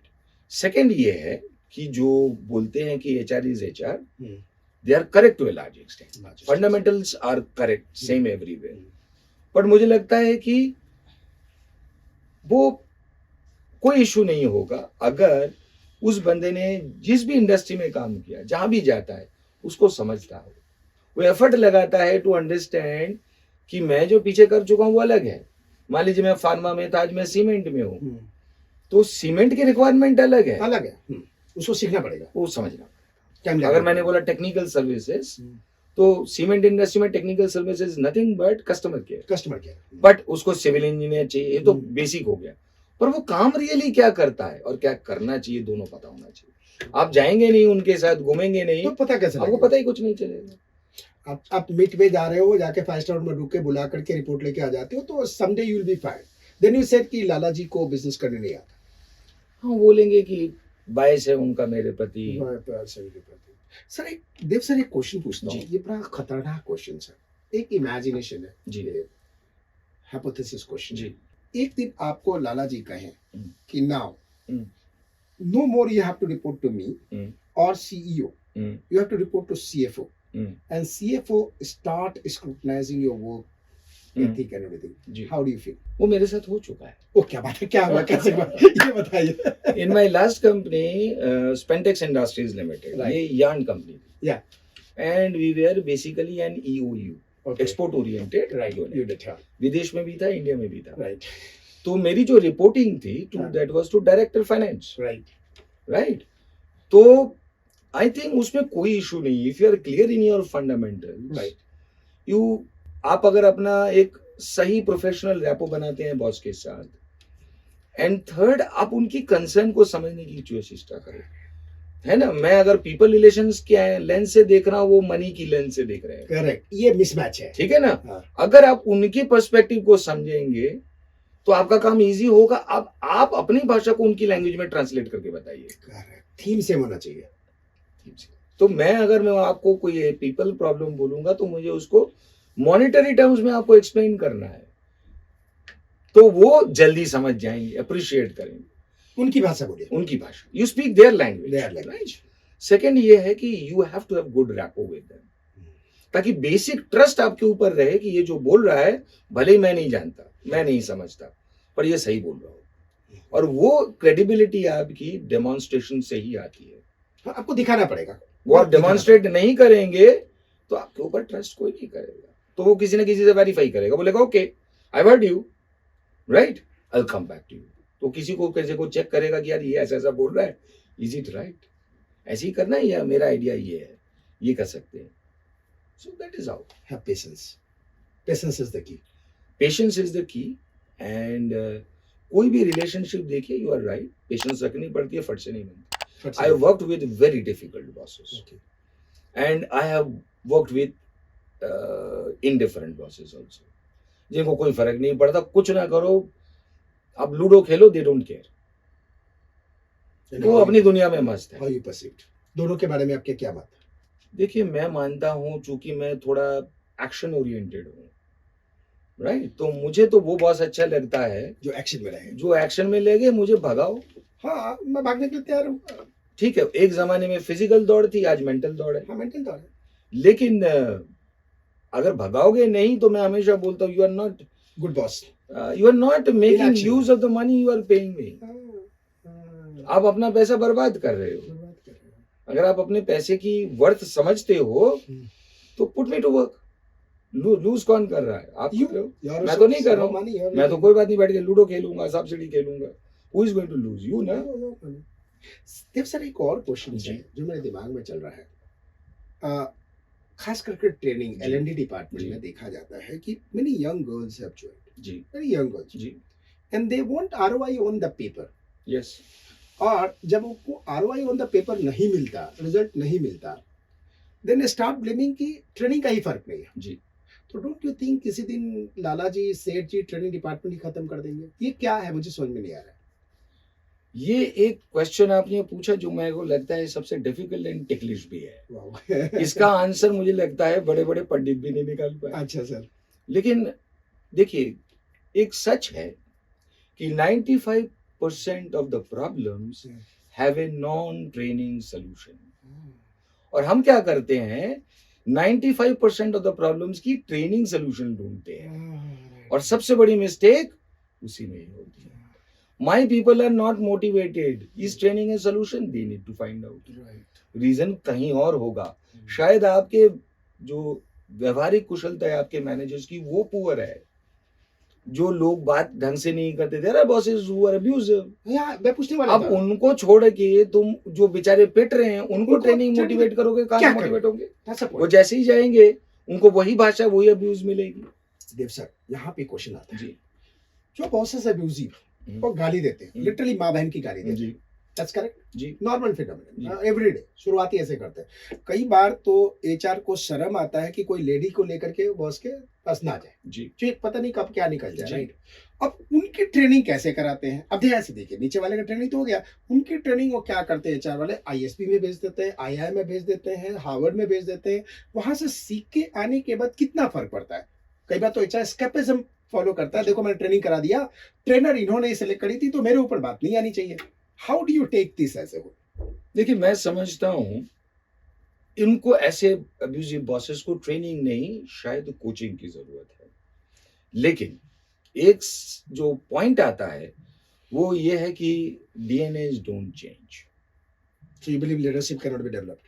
Leadership can be developed, but DNAs cannot be changed. DNA cannot. DNA cannot Elusive be habit cannot be changed. Abusive habit के पीछे उसका एक बहुत एक्सपीरियंस है, बैड एक्सपीरियंस। प्रोबली उसको ढूंढने जाओगे, यू नीड ए साइकोलॉजिस्ट।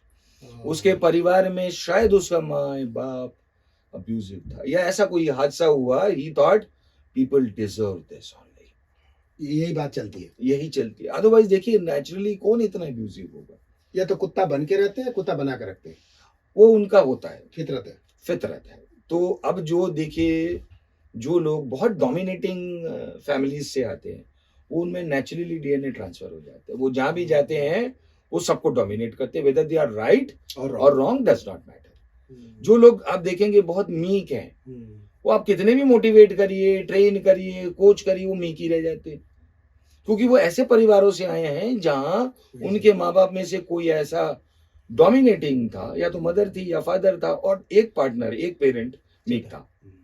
तो उसने देख लिया भैया यही तरीका बढ़िया है, अब उसके डीएनए में आ गया, अब आप कितने भी मोटिवेट करिए नहीं होगा। तो देखिए, अब्यूजिव जो बॉसेस होते हैं, why they survive, often they are the best performers, right? Now there are two ways of looking at them. One is कि आप उनको ऐसा काम या प्रोफाइल में रखिए जहां पीपल कांटेक्ट मिनिमम हो।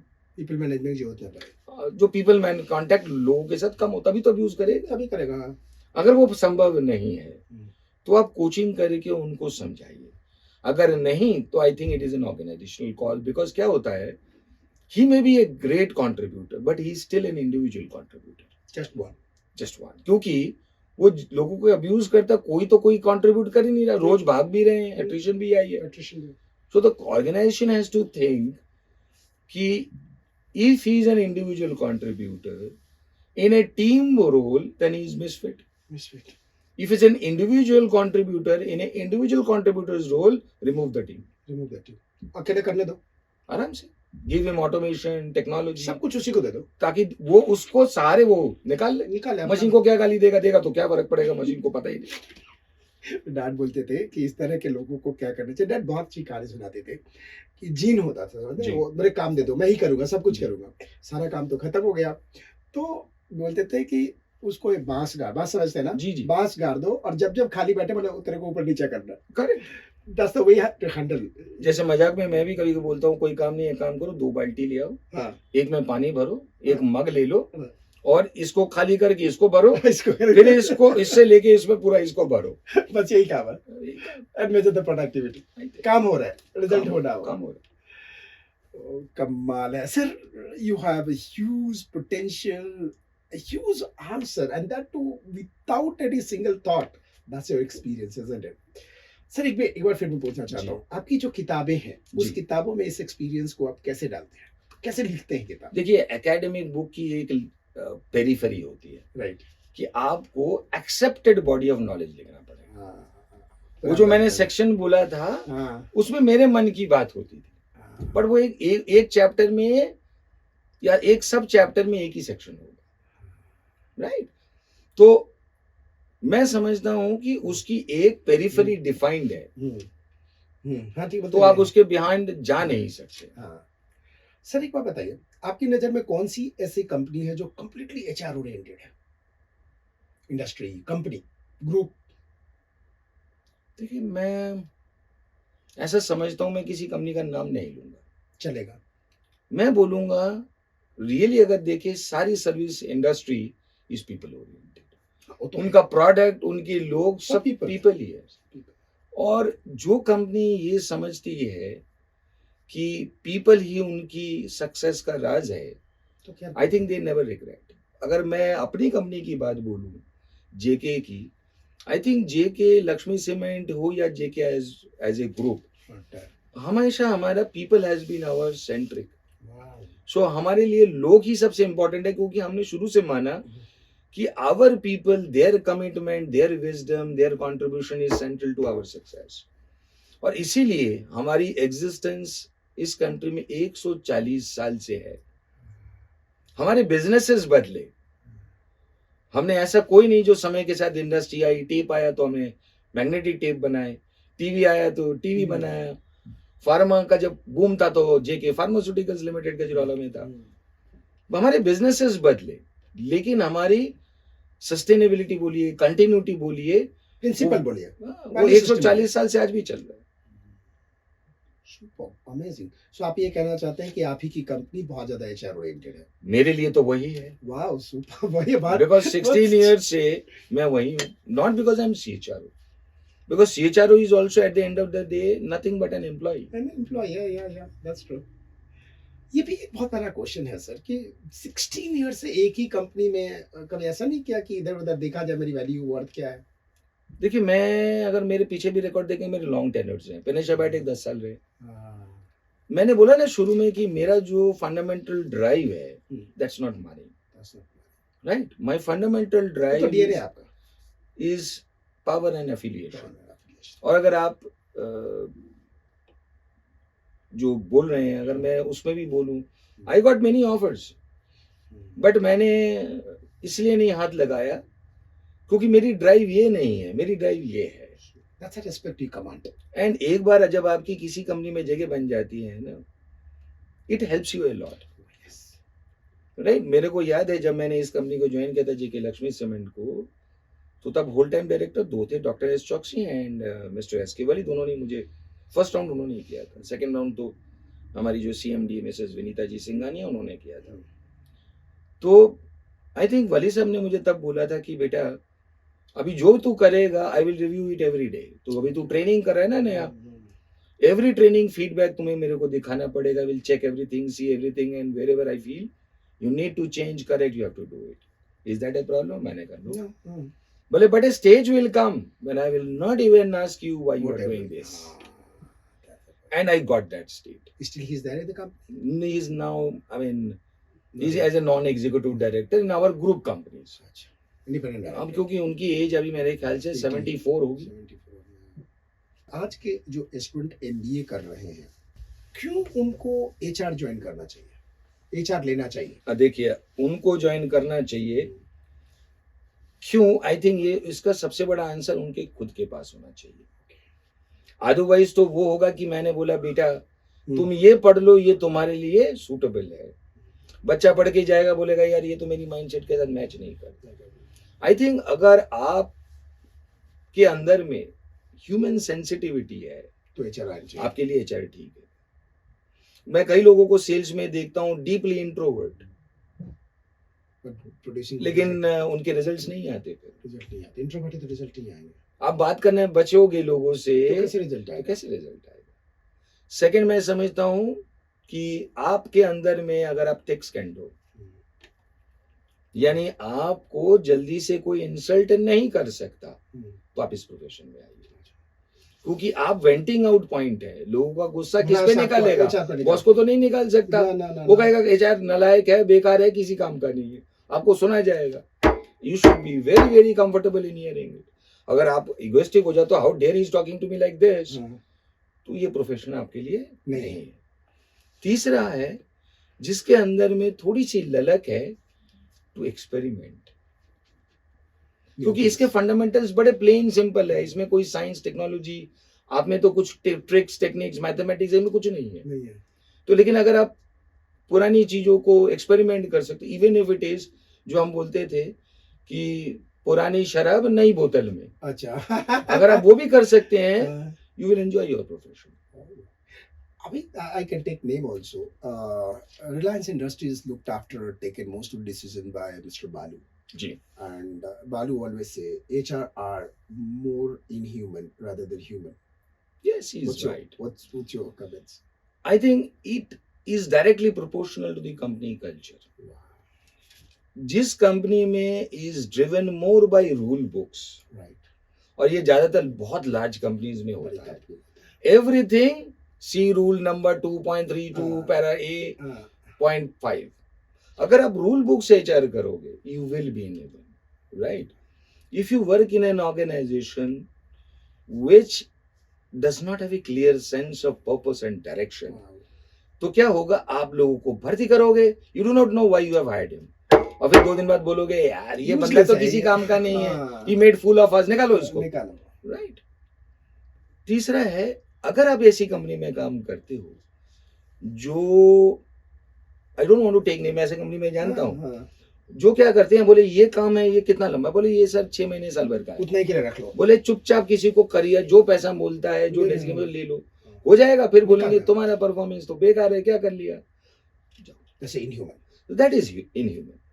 But when you are a culture, when you know कि मैं सोच समझ के ठोक बजा के आदमी लूंगा, एंड मैं जानता हूं मेरा जो काम है वो कोई ऐसी टेम्पोररी नहीं है, और मैं जानता हूं कि मेरा रिजल्ट इस आदमी से आएगा, जिसको भी भर्ती करेगा, तो वो आदमी पे इन्वेस्ट करेगा, वो मल्टीपल राउंड्स ऑफ इंटरव्यू करेगा, और वो चाहेगा कि वो मेरे लिए एसेट बने, और एसेट बनने के लिए लॉन्ग टर्म कमिटमेंट मांगेगा।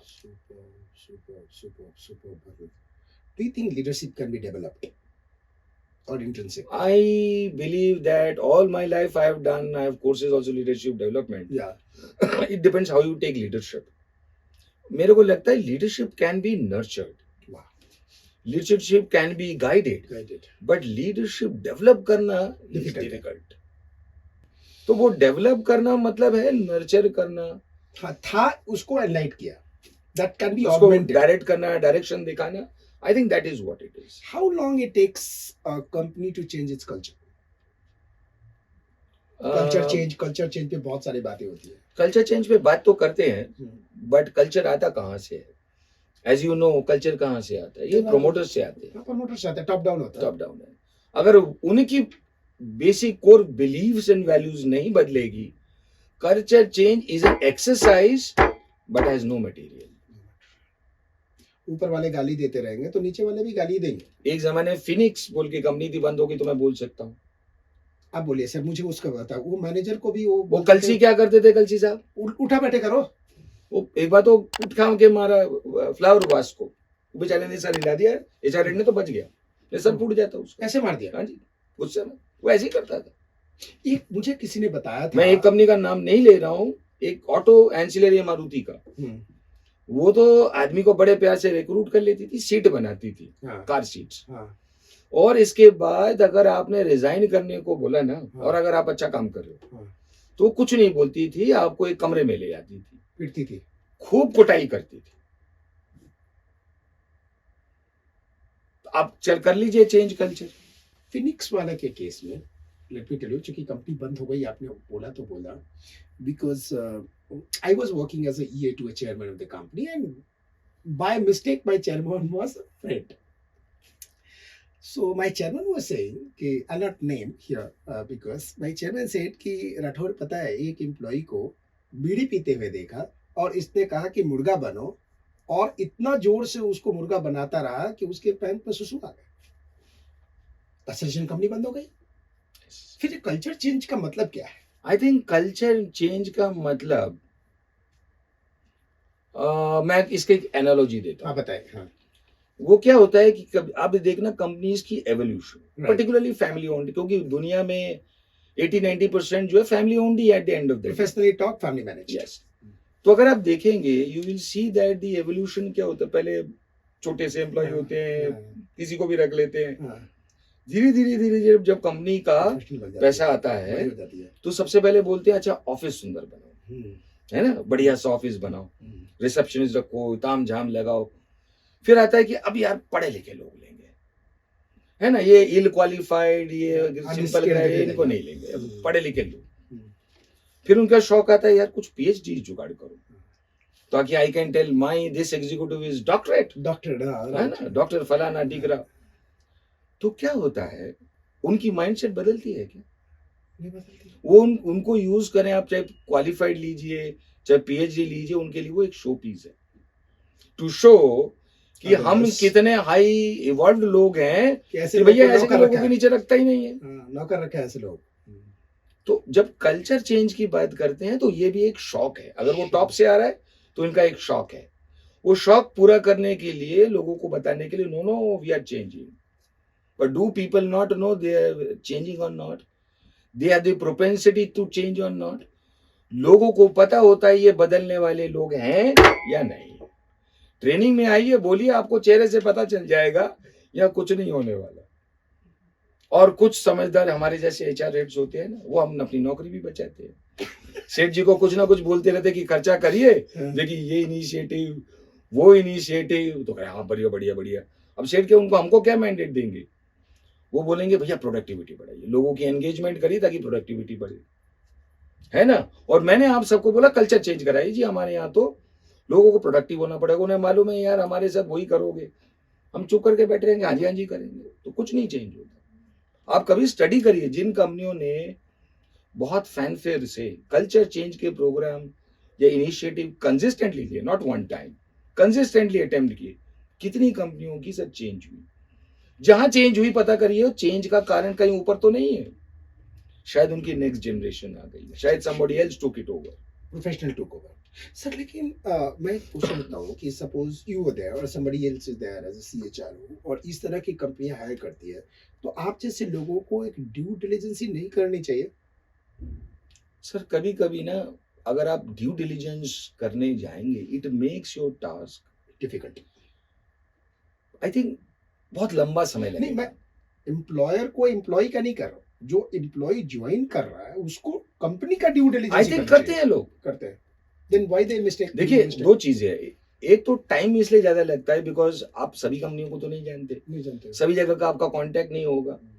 आप ठीक है आज साइट्स अवेलेबल हैं, ठीक है ना, आप उनमें जाके देख लीजिए, पर can you blindly trust them?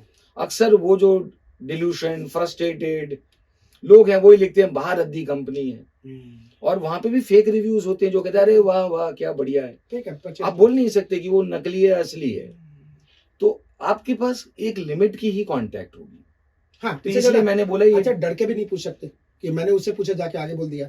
नहीं पूछ भी सकते, चलिए मान लीजिए वो बेवकूफ पूछता है, लेकिन चक्कर क्या होता है वो एक सेक्टर में एक इंडस्ट्री क्लोज में हो सकता है, बट अगर क्रॉस है तो ना, तो बहुत डिफिकल्ट है. अगर मानिए सीमेंट सेल्स वाला आदमी है, सीमेंट मैन्युफैक्चरिंग तो का किसी है, को जानता होगा, फिर भी किसी ना किसी को पकड़ के टाइम लगेगा, जो टाइम मैं लगेगा, बोला हाँ। वो मिल जाएगा। लेकिन अगर वो मान लीजिए एरोस्पेस कंपनी में ढूंढना बहुत मुश्किल नहीं होगा। मिलेगा, डिफेंस में मिलेगा, नहीं मिलेगा। तो डिफेंस लेकिन में ये है कि लोग करते हैं, they find out about the company culture, और कई बार good peoples don't join because उनको वो फील नहीं मिला जो उनको चाहिए।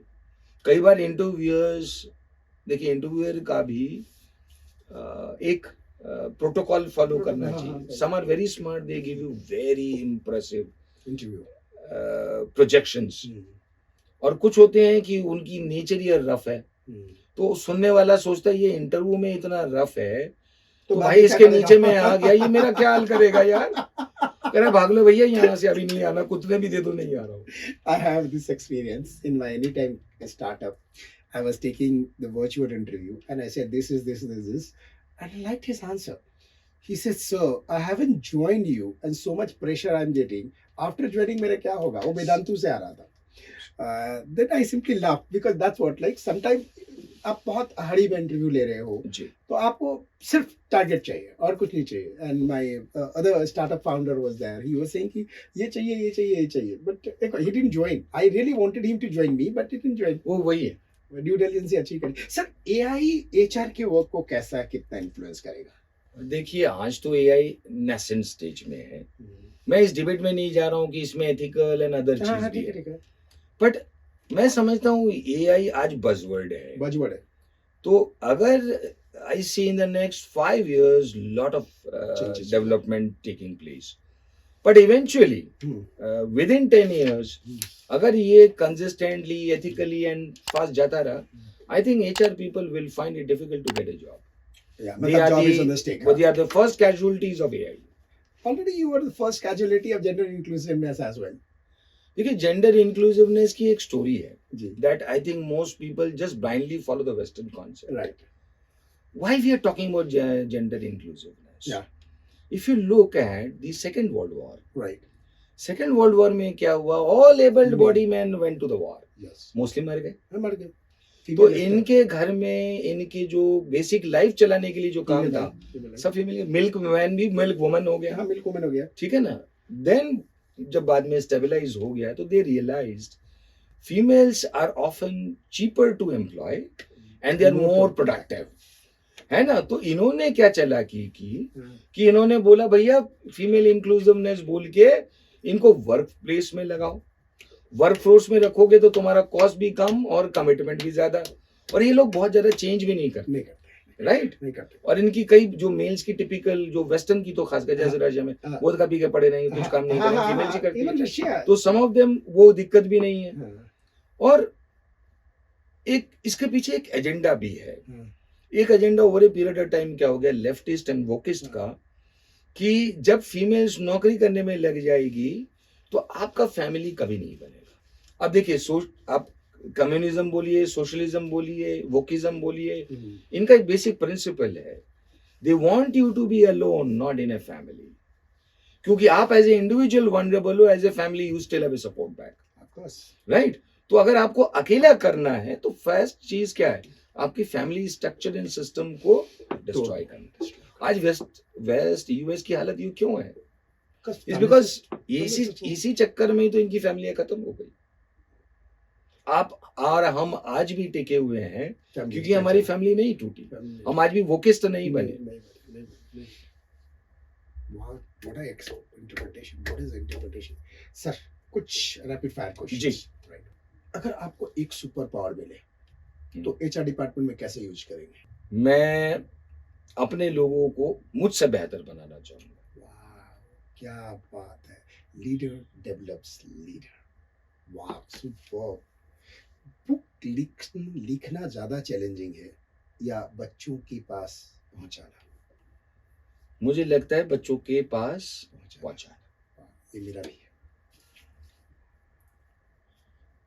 आपके हिसाब से परफेक्ट लीडर्स आर बोर्न और can be created through the situation? आप they are created by the situations. क्या बात है. One word about your leadership philosophy. Empathetic. Wow, super. Ladies and gentlemen, This was a candid conversation with Dr. Dave, who has huge experience in his life. Why should you must watch this podcast? The reason is that the learning from the life of somebody who has achieved, who has worked under a tough boss, easy boss, action oriented boss, and the lazy boss as well. But he has something because of that. He is in the JK Lakshmi Cement for the last 16 years and most respected face. So, if you really want to learn from the life of somebody, you must watch this podcast and learn that by staying at one place, you can grow. To grow, you don't have to be monkey. Just work, your action will speak, and it can be retained.